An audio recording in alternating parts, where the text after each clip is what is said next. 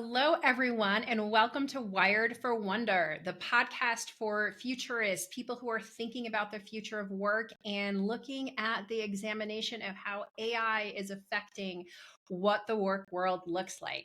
My name is Lori Kirkland. I'm with DeepHumanX, and I'm excited today to have Sandy Ortez on the session with us today. She is a very well accomplished HR executive leading people in transformation for years. And as we step into this session, Sandy, first of all, welcome. And I would love for you to share with the audience, what are you probably most passionate about as we look at the future of work? What's kind of lighting you up and, or interesting challenge that you see that people are having? Great question because there's so much left and is unknown at this point. So to me, I'm looking forward to what this reset and the next cycle of what people operations, HR, and recruitment really looks like for folks that are in the industry. So I'm excited to unpack the technologies that we're being presented with, like AI, and then hoping to find ways to help people still feel like they have that human presence within their organizations and the touches, the personalization, starting from the leadership team on down. So there's so much to evaluate and get involved with, and so many conversations that's what excites me is what is the future and how can we create better workplace environments for the workforce. I mean, it's exciting if you think about it. And it's interesting with, we had the pandemic, which a lot of companies didn't really shift how they worked. But now with AI, you're seeing news reports saying, oh, jobs are going to be replaced. But at the same time, there's a whole bunch of new jobs that are being created. And anyone who's in a position is seeing some change in the skills, the human skills, as you mentioned, that they need. What do you think are some of the challenges that are probably front and center that you see, having worked with your clients, having worked with many different companies, that you see executives are repeatedly running into and might need to upskill some human skills on that? Yes. So I think it's the uncertainty. Everybody's talking about AI right now, and they don't know how it's going to impact their jobs. Next thing you know, we're looking at the news and it's saying, oh, thousands of people are being replaced by AI. Now, although I can see that happening in some organizations, the reality is we can't be afraid of this. We have to find ways to embrace this technology, understand how it's going to impact our roles, continue to learn and grow and understand how this is making a difference, not only for a company, but individuals and departments. For me, it's important for folks to never stop learning. They have to continue to be curious so that they're not caught off guard when changes are made. But also important to upskill yourself so that you continue to be of value to an organization. And that's a really big shift in the workplace, right? For so many decades, years, maybe since Henry Ford created the production line thinking, right? That industrial mindset has been, oh, the higher you go, the more you see, and then the more you can lead. But all of a sudden, AI is democratizing information, right? So literally every person, from an entry level first job person to the executive of, huge global companies, are at this inflection point where you also have to grow and learn, and it's not going to be enough because of the speed to just change some of the microservices or say, oh, I read a new framework, right? Like it's going to it's going to require, and it is requiring, some true internal change as well. And as you mentioned, uncertainty, it's funny because as humans, we think we don't like change, yet as a species, as a being, we are the most adaptive. Our big human brain is what allows us to separate ourselves from other animals because we actually can adapt to change much faster. What In your experience, can you think of anywhere where a leader maybe shared that this was the change that they wanted to happen, but give an example of where they didn't embody that change, and so it became very clear to the rest of the culture or the rest of the org that it wasn't really a priority? Sure. I could think of some pretty specific moments. I mean, when you're part of a leadership team, which I have been, um, they talk about this. How is AI going to impact? Hey, I want to automate. I need AI agents. And the next thing you know, we're doing the research and deep dive into it, whether that's you talking to your director of IT and helping, asking them to teach us how this can be utilized in the organization and what it will take, right? It's so new that I think we're at a point where it seems like a grand idea, but the uncertainty and unknowing how this can actually work for a company and not knowing how to implement is what holds people back. So I think if you're going to consider making changes or implementing a new technology like AI, you need to take some time to really deep dive and maybe start small scale somewhere. Like, let's Yes. figure out how one agent will help us in customer success. Or let's adopt AI in a particular department and utilize it for a specific function of that department. And you don't want to make big changes all at once because it is so unknown what that impact to the organization will be. Well, Right? it is, and don't start with, right, your customers' information, sharing personal information, right? Start with something that is a current, like your advice is exactly what we teach our clients at DeepHumanX, which is start with some pain points, right? Get very clear on where the org wants to go, but start with like things that are really, I mean, if it's you, like I hate doing expenses. I'm like, take pictures, create invoice, like do that for me, right? Now that's very easy, when you have a smaller company, but it can get harder when you get bigger. But every single one of us has pain points where we're like, oh, I hate these administrative tasks. At least I have never in my 25-year career seen someone who didn't have that, right? And that's really good advice, Sandy, that telling people to start small and don't be afraid of innovative cycles where you're going to try something and it's not going to work, because thinking that that failure isn't valuable is kind of very short sighted. And instead, that failure is teaching you, oh, wait a minute, maybe I wasn't thinking about this right. Or the problem that we thought we were solving is actually not the problem that needs to be solved, right? There's a lot of human insights or a lot of insights that you gain for the business when, as a leader, you become curious as well. Sure. I think it's important also to talk about this openly, whether that's in a smaller group like your leadership team, or maybe expanding that a little bit to include managers to say, what are the things that you wish you could take off of your plate?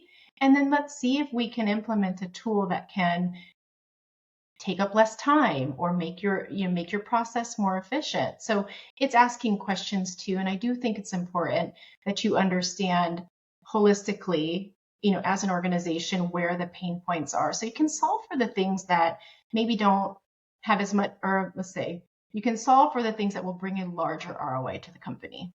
Yes. Yes. Right. Like meaningless tasks that are sucking people's energy, right? That are affecting their engagement. It's just, there's so many things. And you have a different perspective because you have dived into AI and you have, right, worked with executive teams on it. So for people who are listening and are maybe, still trying to figure out how do I get the first steps in, I use ChatGPT in my personal life, but I have no clue how to use it at home. What advice would you give for people? Oh my goodness. Look into your network and ask the question, who feels like they are above a entry level knowledge holder of AI. In doing that, I've been able to connect with people that feel more advanced in it. And I met with our director of IT here. I'll shout him out. His name is Gianluca. He was so kind to spend some time with me to say, hey, Sandy, I know that you are writing documentation, you're evaluating contracts, you have problems you can't talk to other people about. Let me show you how you can create different personas in ChatGPT so that it learns to think in different ways in specific scenarios. So with that, I was just able to meet with him. I don't even think we spent more than 30 minutes. And it was amazing because I was able to make that decision on what it is that I want to take off my plate so that I can give more time back to the company, solving problems, implementing Yeah. strategies even more. So find somebody that's passionate about it. And there's so many ways to be learning more about I was going to say chat GPT, but to learn Chatbots. about AI in general, even if it's incremental, little bits every day. And that's really what it takes. This is what's so different is that there's a mindset shift that is different from anything we've known, but we use it in our, the rest of our lives. So it's about bringing in and being open to some change of thinking at work, right? What you may have been an expert on and know and can do. Yes, maybe you can do it in 3 hours, but you use a chat bot and you can get it done in 15 Yeah. 15 minutes, like, right? Like, that's a win. That's a win for you personally. That allows you to have the space to work on bigger things. So I love that example. And then also you brought up something with about talking to your tech people.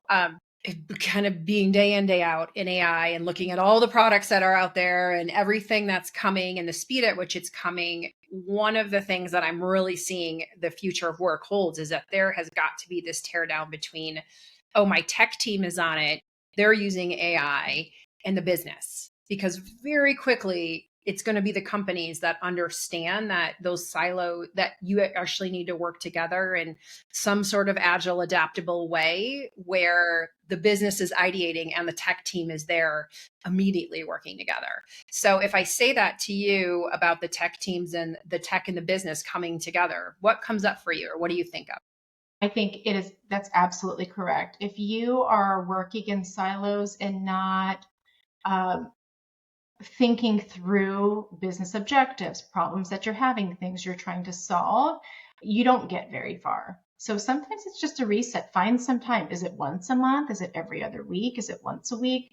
To kind of go through that ideation process of what are the things we're trying to solve for? How do we want to solve it? And, hey, maybe that means the tech team is coming in saying, this is how we solve that. Or maybe it's we don't want to do that, but somebody in product actually has some knowledge. Let's bring in their ideas from it. So involve more than just your technology team because there are brilliant people working in organizations every day. You Mhm. never know if there is somebody that has a passion for a particular process, project, or technology that you can't tap into. Well, and that's interesting that you say that because again, having been in the tech industry and then looking at our clients where we help build practical AI ready cultures. But what has been really interesting as the leaders or the people who are jumping ahead are the people who are leaning into their passion. Where for a long time, work has been like, here's the job description and this is what it is. And check this box, check this list. HR, I'm sure you have opinions on that.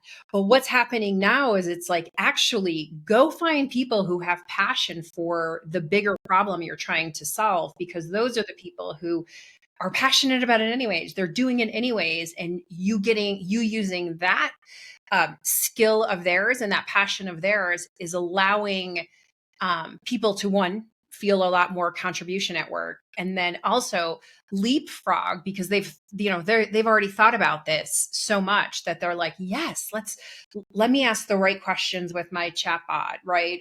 To go ahead and go deeper into the problem versus very surface level if you're making everybody do it the exact same way. Have you seen that in your experience? Have you seen passion to be something that passion or purpose? Give me your view of that as a Yes. HR executive.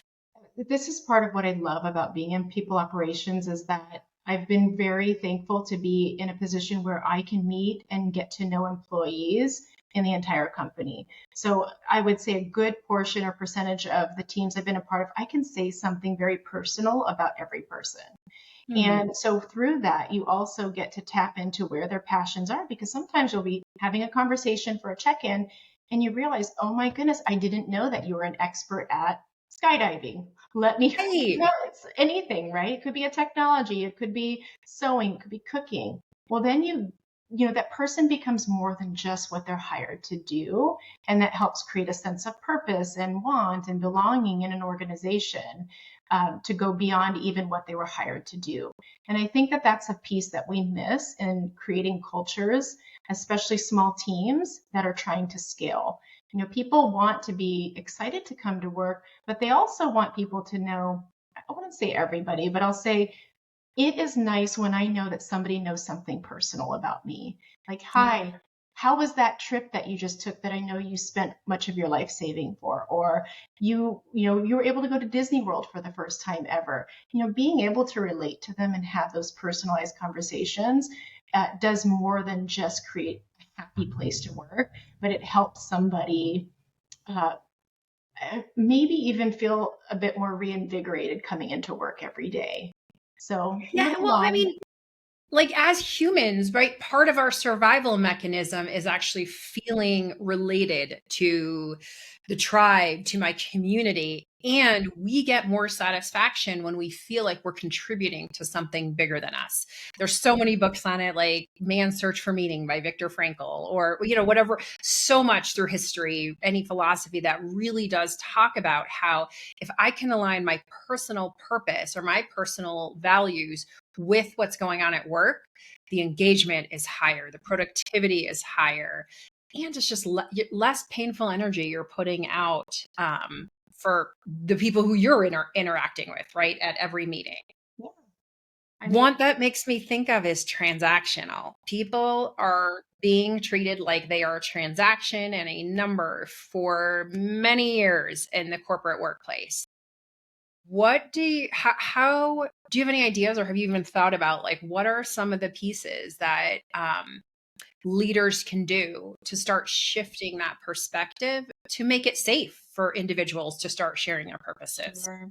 Yeah. So first it starts with, so depending on your mission, your vision, your core values of your company, I think it's important that you take some time to hire for those because then you have some common ground from the beginning. So Mm, once you've done that, there's something that you can base your relationship on. And then going forward is, maybe you need to spend some time with your leadership team. Maybe you need to do some management training, help them understand how to interact with their teams, understanding different personalities and how to approach them in good and bad situations. Not everybody takes tough feedback in the same way.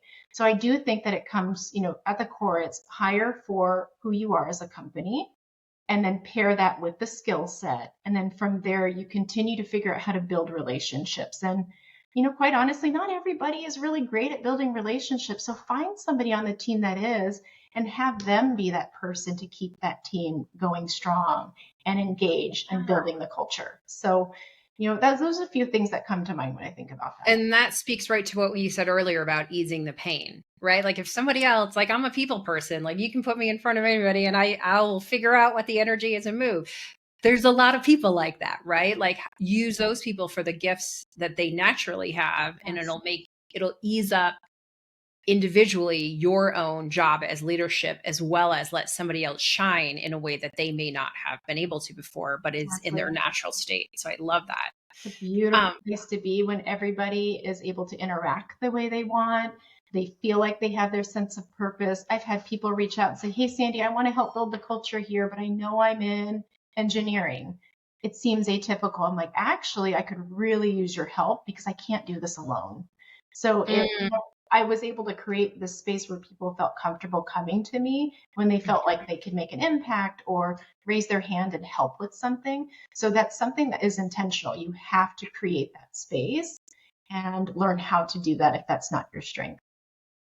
interesting. I love the idea of holding space. It's a meditation thing I think that I left over, but it's a really interesting concept, which is that as a leader, you have to hold space for people to do things in a way that you might not predict, right? And as we see change happens and we see this uncertainty that, not you, not me, not one of us knows where it's going. But as we ride the waves of uncertainty, one of, the human skills that is really great is this actually holding space for others to try and fail or try and succeed, because by doing that, you're going to learn automatically. So you're going to increase your curiosity. But at the same time, you're giving somebody else a way to shine. And you're actually then building what you were talking about, which is that connection, that personal connection to see them in a different light. Um, and as we look at the future of work going forward, like the big future, not my company, not your company, the big future, right? What do you think about the idea that people very well know that we all want to work for money, that we all want to be productive, and we've proved right through the pandemic that everyone can be productive working on their own. But how do you think that organizations can go about making the shift to something bigger than, you're just lucky to have a job? Because that's not working for a lot of people anymore That at all. is so tough for me to hear because I've talked with other people leaders who have said that, like, gosh, but even the people leaders themselves saying, I'm just so lucky to have a job. And I go, but you're so miserable. So what's Yeah. important? You have to find ways to gather the data on what helps a person feel happy at work, excited at work, and that can be done through an ENPS survey. Be pulse checking your teams, make it anonymous so they feel open to giving you those information or giving you that information. I have found so much valuable information about how people want to be treated, what they wish they had at work, the types of environments they want to be in. Taking that information and hearing that from your team is an untapped resource that I think people are not paying as much attention to than they should. So focus on what the people want and find ways to make some changes. And it doesn't have to, again, going back to AI, they don't need to be big changes.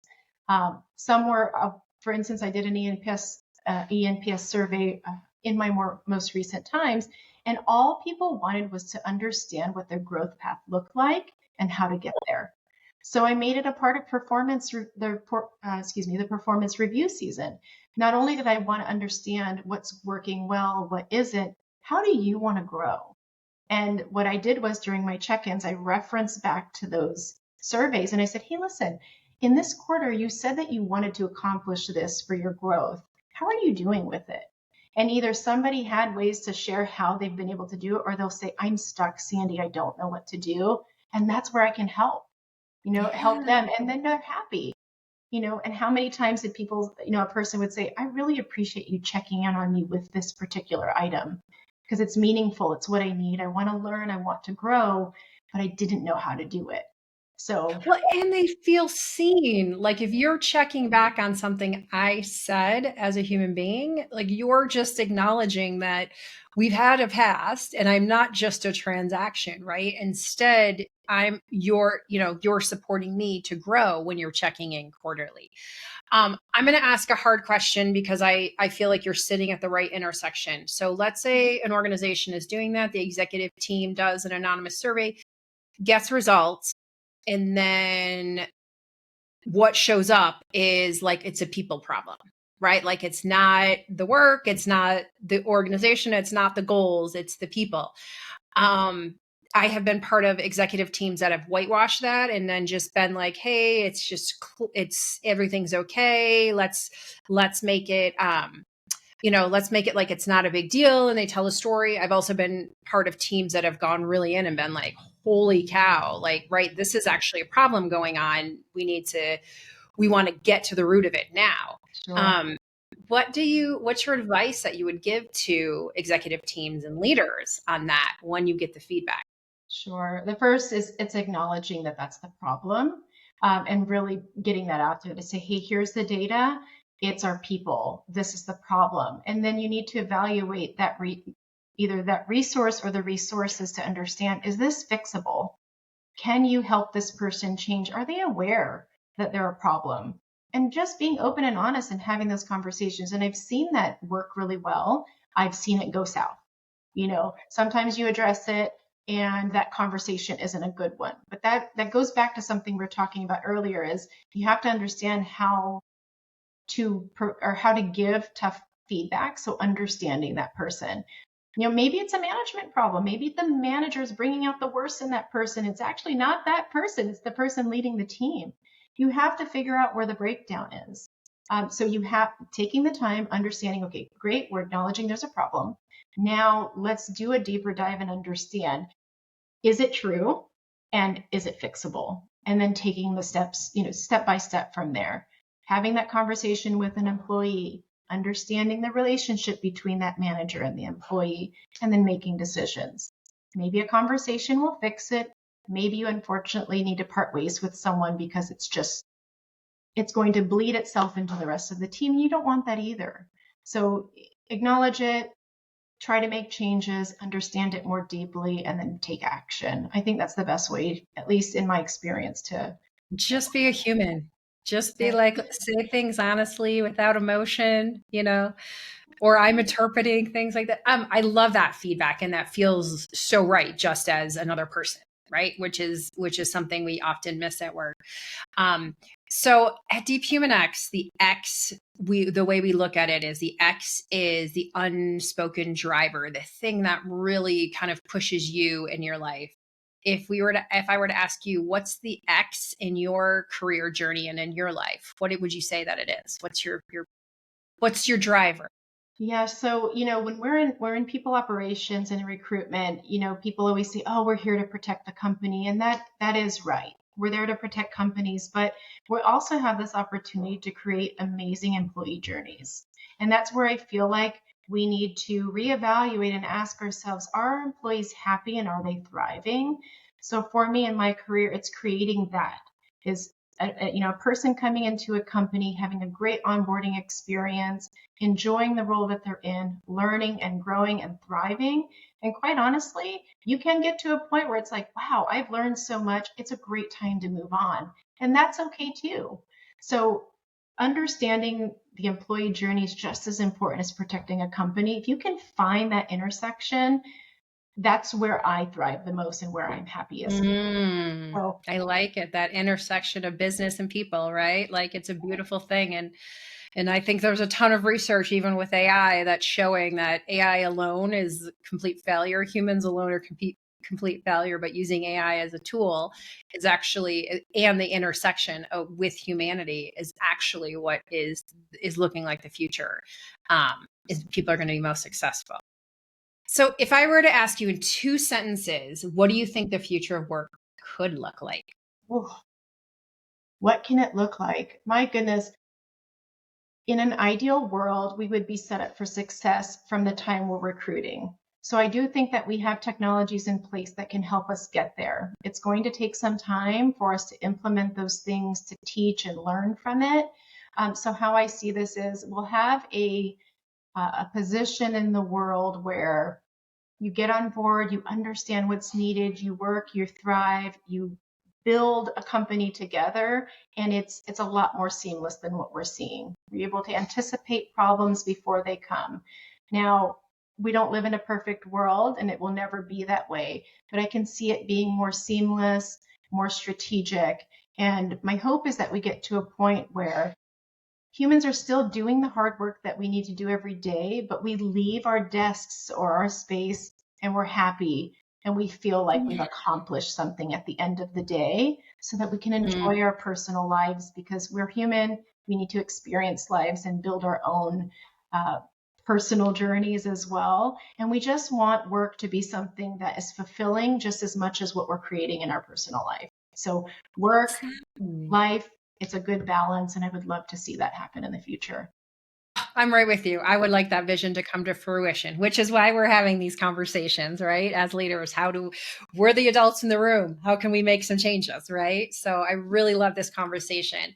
The last question I have for you, Sandy, is if you were to give advice to anyone listening, any leaders out there, any individuals, about what 3 human skills should they be focusing on in this time of uncertainty, what would you recommend? Number one, continue to be curious. You have to ask yourself, what is this new technology? What can my role look like over the next 6, 12 months? Keep asking those questions, keep learning and growing. Secondary, with new technology, some people push back. So be more open minded. Ask yourselves more questions about how the workplace can be more fulfilling. So if you're doing those two things, that kind of takes on the role of happiness in the workplace. Let's see, third, uh, I would say as you're learning, as you're growing, is to find ways to give back. This is something I've focused a lot on in the last 6 to 12 months, meaning I find time that if somebody needs help finding a job, maybe they want to learn more about HR, maybe they're new to HR and they would love some guidance, is to give back and provide time to others that can learn from you. So taking that time to mentor, finding somebody who's new in your career or profession that might be able to gain some insights from your experiences, taking that time to put that out there and welcome that into your space. So at least for me, that's what helps me feel fulfilled. I hope somebody takes that on. Yeah, I think all of those are great skills. And as we go into traversing, right, the uncertainty that is just work today, those are some pretty good skills to anchor on, right, to make yourself feel better and figure out some of your own values to move forward. Well, Sandy, it has been such a pleasure having you on today. If our audience wants to find you, where is a good place for us to send them? Yes, so to my LinkedIn profile. So if we're able to link them there, I'm so happy to connect. I welcome time with other people to even talk through more about my career journey, offer advice, or even just be somebody local. If somebody's in the Austin, Texas area, I would love to build my network here as well. So I'm just happy to be able to have this time with you and for this podcast. Well, thank you so much, Sandy, and thank you everyone who's listening.